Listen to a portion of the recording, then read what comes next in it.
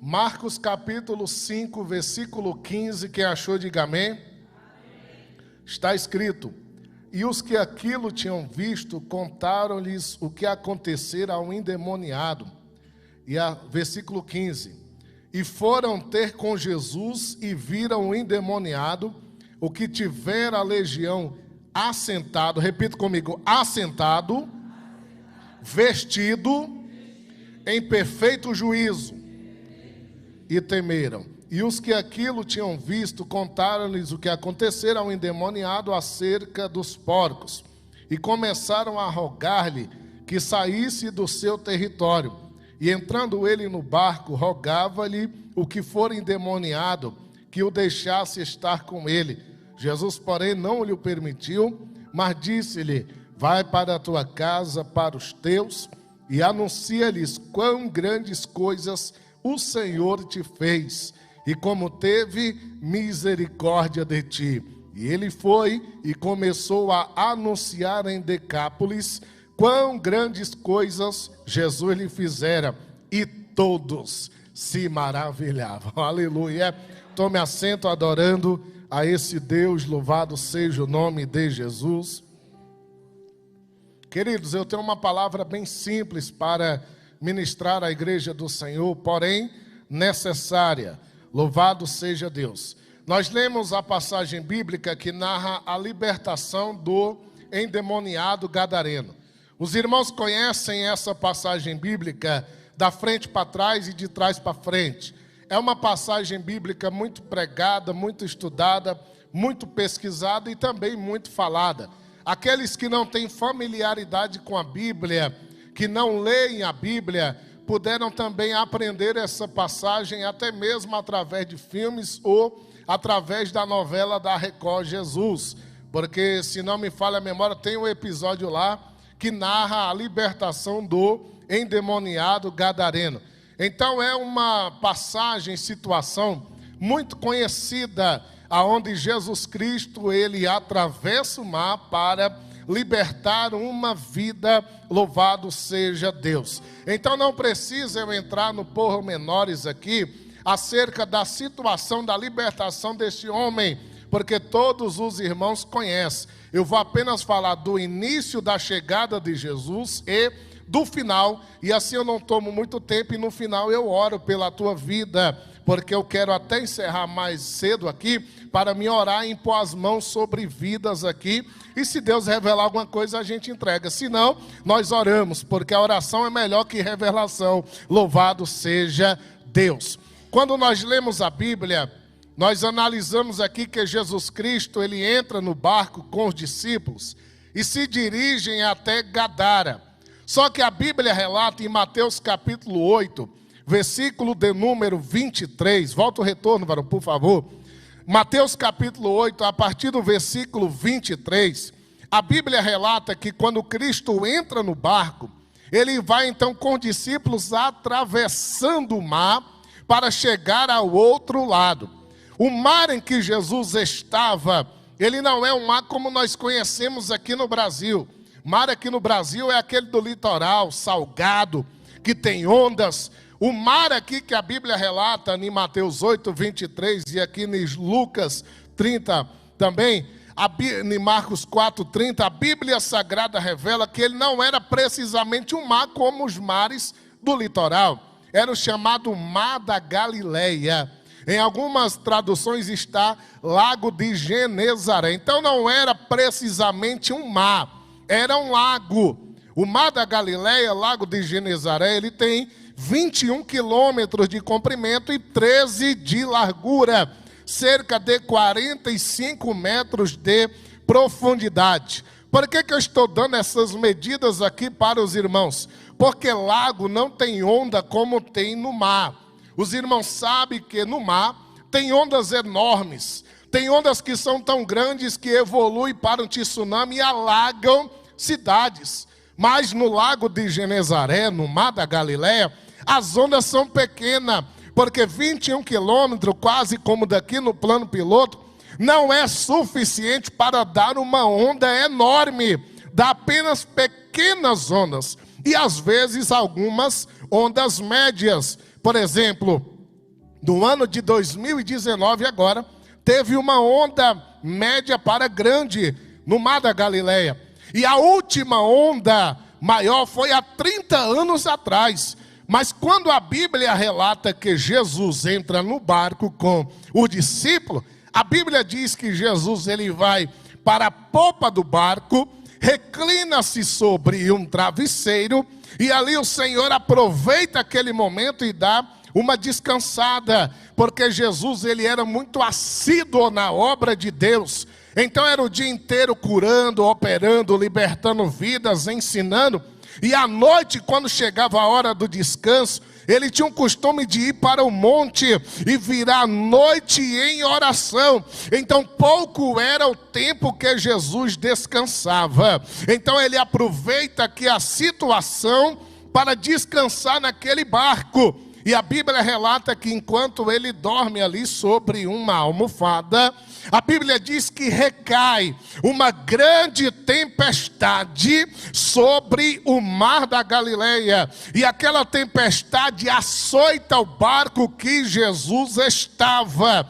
Agora, igreja, quem lê isso daqui pensa que é apenas um fenômeno da natureza. Mas quem entende todo o contexto de onde Jesus saiu e para onde ele estava indo, sabe que aquela tempestade não teve origem no âmbito da natureza, mas teve origem no âmbito sobrenatural. Aleluia. O que é que você quer dizer, pregador? Que quem fez aquela tempestade não foi a natureza. Quem fez aquela tempestade foi Satanás. Aleluia. Para você que não entende muito sobre o poder das trevas, o diabo tem muito poder. Ele não tem todo, porque todo só tem um, é o El Shaddai, o Todo-Poderoso, que está aqui nessa noite. Mas o diabo tem muito poder. Exemplo, em Mateus capítulo 4, ele eleva Jesus até o monte alto e mostra os reinos da terra. Olha o poder do diabo, transportou Jesus para um monte alto e mostrou os reinos da terra. Daniel 10, 23, a Bíblia diz que um demônio segurou por 21 dias. 21 dias deteve um anjo do Senhor. Aleluia. Tal é o poder do diabo. O diabo não descansa, igreja. Ele está a todo momento procurando destruir a minha e a tua vida. É por isso que nós não podemos dar brecha. Temos que sempre estar tapando as brechas. Se pode vir para o culto, venha. Pode ler Bíblia, leia. Pode orar, ore. Pode fazer a obra, faça. Não dá brecha para o diabo. Aleluia. Ele só quer uma brecha para adentrar e destruir as nossas vidas. Quando Jesus entra no barco, eu aprendo aqui que a maneira didática de Jesus ensinar era semelhante à dos rabinos judaicos. Os rabinos judaicos, eles eram um tipo de mestres que não falavam muito, eles só falavam o necessário. Por isso que quando um rabino se assentava para ensinar, rapidamente a multidão ficava em volta para ouvir e aprender. Jesus era desse jeito. Jesus não era de estar falando pelos cotovelos. Jesus não falava demais, mas tudo que ele falava era palavra viva do céu. Aleluia. Então quando eles entram no barco, Jesus não fala para onde eles vão. A ordem de Jesus é: vamos atravessar este mar. Aleluia. Vamos atravessar este mar. Os discípulos não sabiam para onde estavam indo. Jesus sabia e Satanás também sabia para onde ele ia. E o diabo fez de tudo para impedir Jesus de chegar em Gadara. Ei, se o diabo impediu Jesus de chegar lá, imagina o empecilho que ele tem para muitos não virem para a sua casa. Você que veio hoje já é vitorioso de estar aqui, aleluia, porque ele faz de tudo para tu não vir à casa de Deus, oh glória. O diabo tentou tombar o barco. O diabo lança uma tempestade, irmão. Tu pensa que aquelas tempestades que dão na Indonésia, que dão ali naquelas regiões, aleluia, do Haiti, aqueles maremotos, tu acha que aquilo ali é fenômeno da natureza? Indonésia, um dos países que mais mata crente, país que queima a Bíblia, país que degola missionário. Igreja, o poder de Satanás ali é muito grande, e direto tem tsunami lá, cidades alagadas. Tal é o poder das trevas ali, e o diabo usa esse mesmo poder no barco em que Jesus estava. Igreja, a tempestade assola, o vento falta colocar o barco a pique. Quando os discípulos que estavam lá viu que a situação era irremediável, eles vão chamar Jesus. Quem é que estava no barco? Estavam 12, mas tinha 2 lá, Pedro e o irmão dele, André, que eram profissionais da pesca, conheciam o mar da Galileia na palma da mão. Quando eles viram que aquela onda era anormal, que aquela tempestade era incomum e que o barco iria tombar, a Bíblia diz que eles vão lá acordar Jesus, oh glória. Eles vão lá despertar Jesus, e eles acordam Jesus e diz: mestre, nós estamos perecendo. Jesus se levanta, igreja, repreende o vento, repreende a tempestade. Ei, toda tempestade contra a tua vida, Jesus vai repreender hoje. É hoje o dia do teu milagre. Saiba que barco que Jesus está é açoitado pela tempestade, mas não vai a pique. Aleluia. A tempestade pode até vir, mas não vai afundar teu barco, porque Cristo está nele. Atos 27, o barco que Paulo estava quebrou. Ele chegou na ilha de Malta agarrado num pedaço de madeira, mas o barco que Jesus está não quebra, não naufraga, não vira, não tomba. Ele continua. Louvado seja Deus.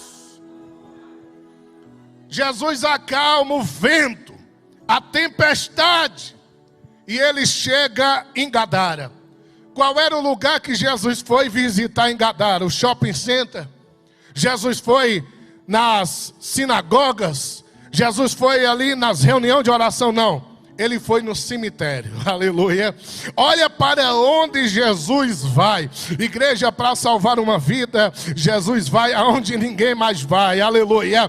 Tal é o valor de uma alma, tal é o valor de uma vida. E Jesus vai no cemitério, e antes dele adentrar as regiões dos túmulos, o endemoniado sai ao encontro de Jesus, oh glória. Pastor Laércio, quem era aquele endemoniado? A Bíblia não dá o nome dele, a Bíblia só chama ele de Gadareno, porque ele era natural da cidade de Gadara. Aquele homem, a Bíblia diz que ele tinha uma legião. A legião é uma numeração militar que aplicava-se a um contingente romano de cerca de 6.000 soldados. Então aquele endemoniado, aquele homem tinha dentro do corpo dele 6.000 demônios, oh glória. Se um demônio já tira a paz de uma pessoa, imagina 6.000 demônios.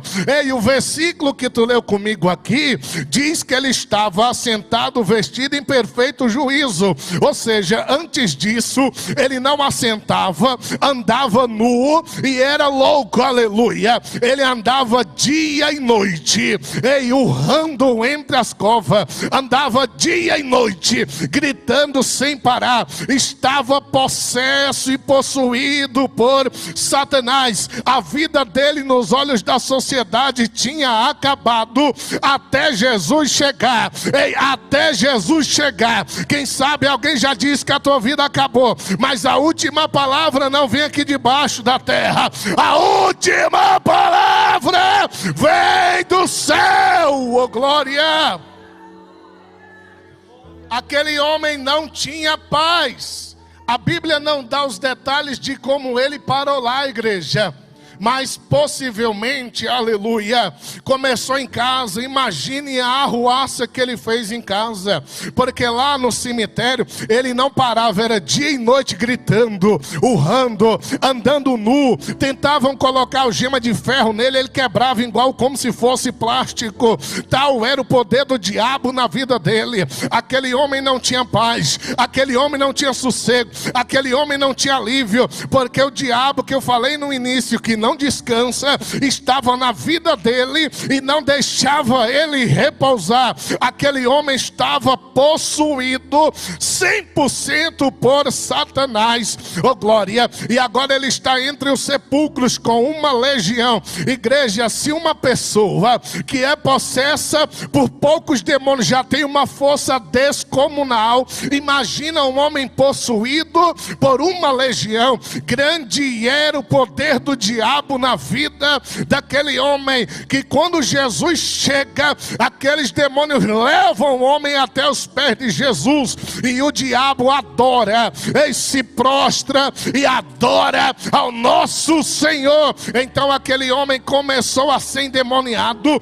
possivelmente em casa, e de lá ele vai parar no cemitério. Ei, arruma confusão em casa, arrumou arenga em casa, arrumou contenda em casa, não deu mais certo em casa. Na cidade de Gadara ninguém queria mais ele. Qual foi o lugar que ele foi parar, pastor? Foi entre os mortos. O lugar que ele foi parar foi ali dentro do cemitério. Mas por mais que profundo seja o poço, Deus tem poder de tirar alguém de lá.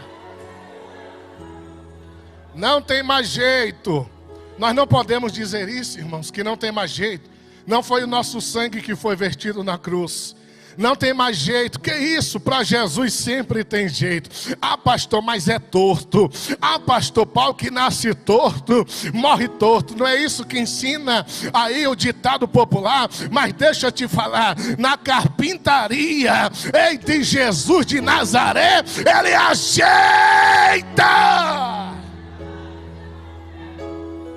Meu Deus! Quando Jesus coloca o pé, irmãos, eu queria que tu visse a cena.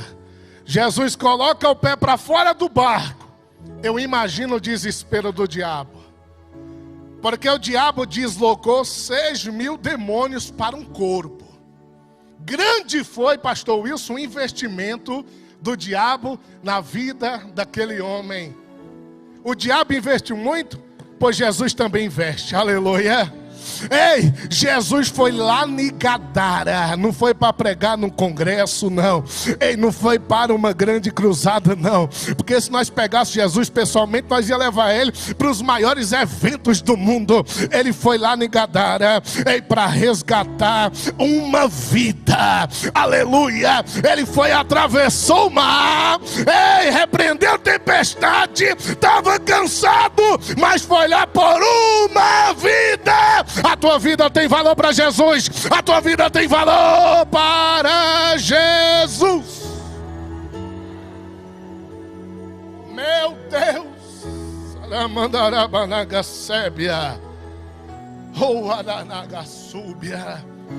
Igreja, quando Jesus coloca o pé fora do barco, Satanás traz aquele homem lá do meio das sepulturas. Ele chega até Jesus e adora. Aquele homem estava possesso, nu e com algemas quebradas, com a vida toda destruída. Ele chega até Jesus endemoniado e adora ao Senhor. E Jesus tinha dado a ordem, mandando que aqueles espíritos saíssem daquele homem. Satanás adora Jesus. E o diabo faz um pedido para o Senhor. Qual foi o pedido de Satanás? Não nos mande para o abismo. Em outras versões, não nos mande para o inferno. Igreja, deixa eu te falar algo aqui nessa noite. Teve até um falso profeta aí que postou um vídeo dizendo que viu, pastor, isso, aquela cantora Maria Marçal. Ele diz que viu uma reunião no inferno e que o diabo tinha falado que essa jovem cantora iria virar lésbica. Quando eu vi aquele vídeo, eu falei, isso é um falso profeta bandido mesmo. Porque o diabo não mora no inferno. O inferno não é lugar de reunião, é lugar de sofrimento, igreja. Pastor Laércio, aonde o diabo mora? Vai ler a Bíblia. Jó capítulo 1, Deus pergunta para o diabo de onde é que ele veio. O que ele disse? De rodear a terra e passear por ela. 1 Pedro 5,8 diz que o diabo, vosso adversário, anda em derredor, bramando como leão, buscando a quem possa tragar. Paulo, quando escreve aos Efésios, capítulo 6, a partir do verso 10, Paulo revela onde que o diabo mora. Paulo diz as regiões celestiais. Ei, se fosse na atualidade, com a ciência que nós temos aqui, Paulo iria dizer, ele mora na atmosfera, ele está aqui, ó, ei, ao redor, observando a vida dos seres humanos para destruir as almas, aleluia. Então, se o diabo não mora no inferno, o que acontece lá? Aí tu tem que entrar nos detalhes, porque no Novo Testamento existe 3 nomes no grego para inferno. Primeiro nome é Hades, segundo nome é Guiena, terceiro é o Tártaro, aleluia. Primeira coisa, o Hades. O Hades é o lugar de sofrimento, aonde estão as almas perdidas que não tem mais salvação. O Hades é onde o fogo não apaga, o verme nunca morre, e quem está lá não tem mais saída, não tem mais solução, já está lá aguardando o juízo final para ir para o lago de fogo, mas já está condenado e em um sofrimento inimaginável. Segundo lugar, Guiena, que também é traduzido no grego para lago de fogo. O lago de fogo por enquanto está vazio, mas em breve estará com o falso profeta, o anticristo, Satanás e todos aqueles que não têm o nome escrito no livro da vida. Terceiro lugar, também denominado de inferno, Tártaro. O Tártaro no original do grego é aonde estão os anjos em prisão, aonde estão presos alguns anjos que na queda de Lúcifer do céu, Deus colocou em prisão alguns demônios que pelo grau de destruição deles, Deus não deixou eles presos, e eles estão no lugar mais profundo do abismo, em prisão. E que dia que eles vão ser soltos, pastor? Em Apocalipse capítulo 9, quando a 5ª trombeta for tocada, esses demônios vão vir para a terra, para atormentar os moradores da terra. E um dia desse eu vi um teólogo dizendo que um demônio desse tem poder suficiente para destruir o planeta Terra, aleluia, mas eles estão em prisão agora. Quando Satanás faz aquele pedido para Jesus, não nos mande para o abismo, é porque os demônios não queriam ir para onde estão esses outros espíritos em prisão, que Pedro escreve na primeira carta, que Judas escreve na epístola, espíritos em prisão aguardando o juízo. O diabo pede para não ir para lá. Por que ele pediu, pastor? É só você colocar um shih tzu em um pinche, é só colocar um cachorrinho desse junto com um monte de pitbull gigante que mata gente, que tu vai entender porque que esses demônios não queriam ir para o poço do abismo. Jesus então atende ao pedido deles, e o pedido era: não nos lance no abismo, não nos lance no inferno, mas nos permita entrar nos porcos. Aí Jesus autoriza, os demônios entram nos porcos, matam os porcos afogados, e agora os demônios são livres daqueles corpos e estão agora rodeando a terra e buscando a quem possa tragar. Mas deixa eu te falar algo aqui: o diabo está ao teu derredor, mas ao teu redor tem o anjo do Senhor. Aleluia! Aquele homem é liberto. Aquele homem é liberto. E quando ele está liberto, a Bíblia relata 3 verbos aqui, 3 ações que tu repetiu comigo na leitura inicial. Os de fora, quando viram aquele homem, a primeira coisa que observaram, ele estava assentado. Coloca o versículo 15 aí, varão, por favor. Marcos 5,15. Encontraram ele, olha lá, indo ter com Jesus, viram o endemoniado que tivera a legião como? Assentado. Hey, primeira coisa que notaram, pastor Wilson, ele estava assentado. Mas por que está escrito, pastor Léo, só assentado? Porque antes ele não se assentava. Antes o diabo não dava sossego para ele. Antes o diabo não dava paz para ele. Ele era o dia inteiro e a noite inteira vagando, andando, urrando. Mas agora Jesus chegou, aleluia. E quando Jesus chega, Ele dá a verdadeira paz, oh glória. Quando Jesus chega, Ele dá o sossego. Em Salmos de número 4, versículo 8 está escrito: em paz me deitarei e dormirei, porque só Tu, Senhor, me fazes repousar em segurança. Ei, tem gente que entrou aqui e Deus vai te dar sossego hoje. Não vai mais precisar de diazepam para dormir. Ele vai te dar o sono do justo.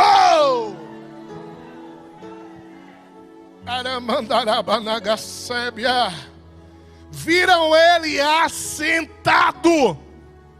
Ele não tinha sossego. Jesus chegou, agora tem sossego. Segunda coisa, viram ele vestido. Viram ele o que, igreja? Se ele estava vestido, quer dizer, quando ele estava endemoniado, ele estava nu. Aqui é onde nós entramos na situação de que Deus se importa com roupas. Deus se importa com roupas. Lembra quando Adão e Eva pecaram? A Bíblia diz que eles se viram nu, cozinharam folhas de figueira e foram se cobrir. Só que folha de figueira não cobre ninguém. Folha só cobre o Tarzan, uma parte na frente e outra atrás, e ele sai agarrado nesse cipó. Folha não cobre ninguém, aleluia. Aí Deus entra em cena, igreja. O primeiro alfaiate da história entra em cena. Deus pode tirar essas folhagens aí. Eu vou fazer uma vestimenta para vocês, oh glória. Tu acha que quem lançou roupa de couro de animal foi a Fashion Week na França? Foi o estilo de moda da Inglaterra? Não. O primeiro alfaiate da história foi Deus, aleluia. E a roupa que Deus fez não é de algodão que rasga, é de couro que cobre, aleluia. Deus se importa com roupa.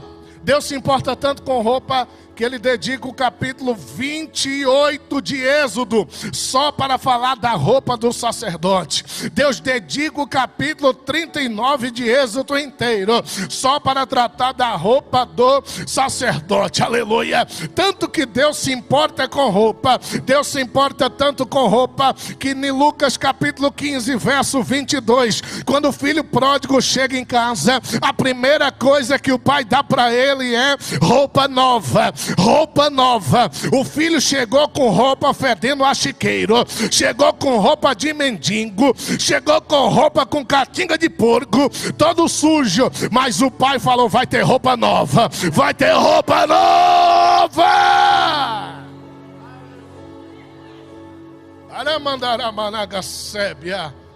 Deus se importa com roupa. E deixa eu te falar algo aqui nessa noite. A ordem da essência não está no estilo de roupa, mas na característica de quem se veste. Porque em Deuteronômio 22:5 diz: não vestirá o homem roupa de mulher, e nem a mulher vestimenta de homem. Qualquer que faz isso, a abominação é ao Senhor teu Deus. Na lei mosaica já proibia, e agora na era cristã também tem que se vestir com ordem e decência. Eu aprendo, igreja, que esse endemoniado aqui, ele estava nu. Enquanto os demônios estavam nele, ele estava nu. Parece que quanto mais endemoniado a pessoa é, menos roupa ela usa. Já viu isso? Quanto mais endemoniado a pessoa é, menos roupa ela usa. É umas saias, irmão. O que aquilo não é saia? É um cinto de cowboy no meio das coxas aqui, roupa de endemoniado. É um tomara que caia, que cai todo mundo, roupa de endemoniado. Ei, não é só mulher não, tem uns homens também que as calças já não estão mais normal. É umas calçazinhas apertadas. Ei, é tão apertada que ele não dá nem para colocar uma meia. Coloca sem meia no meio da canela. Tá faltando tecido aí. Ei, tá faltando roupa aí. Aleluia. A roupinha apertada para mostrar que é marombado. Ei, colada para mostrar os bíceps, os tríceps, que é isso? Ei, quanto mais endemoniado, menos roupa. Deixa eu te falar algo aqui. Em Gênesis capítulo 3, versículo 21, Deus fez para Adão e Eva, foi túnica. O que é a túnica? A túnica é um tipo de vestimenta que cobre todo o corpo. Deus não fez mini saia para Eva, não. Deus não fez tomara que caia para Eva, não. Deus não fez calça no meio da canela para Adão, não. Ele fez túnica. A túnica cobre o corpo. A túnica não desperta sensualidade. Cristão de verdade, ele se veste com ordem e com decência, aleluia. Ele se veste e ele glorifica a Deus nas vestimentas, aleluia. Porque se você chegar no hospital e a médica te chamar, e tu vê aquela médica com tomara que caia, uma saia curta, a cara toda maquiada e uma bolsinha do lado, tu vai dizer, isso não é médica não, isso daí é prostituta. Igual você chegar numa esquina e tiver uma mulher de jaleco branco, bem vestida e com estetoscópio no pescoço, tu vai dizer, não é prostituta não, é médica. Deve estar esperando o Uber, alguma coisa. Roupa define caráter, sim. Aleluia. Porque tem uma conversa mundana aí que roupa não define caráter. Então faz essa troca, aleluia. Ei, roupa define caráter sim. E quem é do céu sabe se vestir, aleluia. Quem é do céu sabe se vestir, oh glória. Já pensou, irmãos, quem assiste Globo? Eu não assisto Globo e aconselho os irmãos não. Mas quem assiste, na hora que você liga o Jornal Nacional, que é só mentira e fake news. Porém, quando você liga lá, está o William Bonner lá, de paletó e de gravata. Se ele fosse dar as notícias com a camisinha cavada aqui, ei, com a tatuagem no braço, camisa cavada, todo barbudo, ninguém iria dar crédito na notícia, mesmo que a notícia fosse verdadeira. Porque antes da pessoa ouvir, ela analisa quem está falando, oh glória. É assim que funciona na nossa sociedade. Você concordando ou não, é assim que funciona. A primeira impressão é a que fica. E a palavra de Deus nessa noite é: o ex-endemoniado agora estava vestido. Estava vestido. Estava vestido. Último tópico para mim finalizar. Ele estava assentado, estava vestido, e a Bíblia diz que ele estava em perfeito juízo. O que é perfeito juízo? Ele estava em si. Porque antes de Jesus chegar, ele estava louco. Os demônios deixaram ele louco. E algumas loucuras, num âmbito bem pequeno, é fruto de alguma enfermidade mesmo. Mas a maioria é ação diabólica. No HPAP ali, Hospital Vicente de Paula, a maioria dos pacientes lá não tem problema neurológico, tem demônio no couro. Ei, o espírito de loucura que se apossa de pessoas e prendem ela nessa situação. E não é antibíblico, está aqui. Esse gadareno aqui estava louco. Não tinha quem podia amansá-lo. Igreja do Senhor, a Bíblia não detalha o que ele fez antes de ir para o cemitério. Mas o endemoniado agride pessoa. O endemoniado mata vidas. O endemoniado destrói famílias. O endemoniado quer destruir a vida de alguém que está perto dele. Então possivelmente até homicídio ele tinha nas costas. E agressão. Aleluia, tentaram prender ele, não foi à toa não. Se tentaram prender, é porque ele quebrou muita coisa e acabou com muita vida. Mas chegou o amansador de touro lá. Chegou o amansador de touro lá. Chegou o amansador de touro. Que expressão é essa, pastor? Está em Atos 9.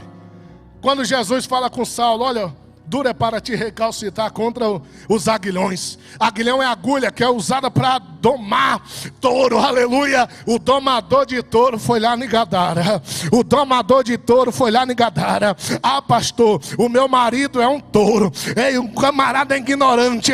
O amansador de touro vai lá hoje, aleluia. O amansador de touro vai lá hoje. Ah, pastor, a minha mulher é rixosa, a bicha é braba. O amansador de touro vai lá hoje.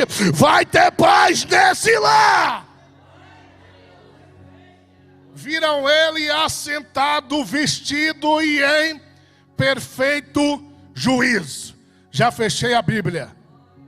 Viram ele em perfeito juízo. Uma pessoa louca, irmãos, que tem muita gente que se diz louca, mas não é louca.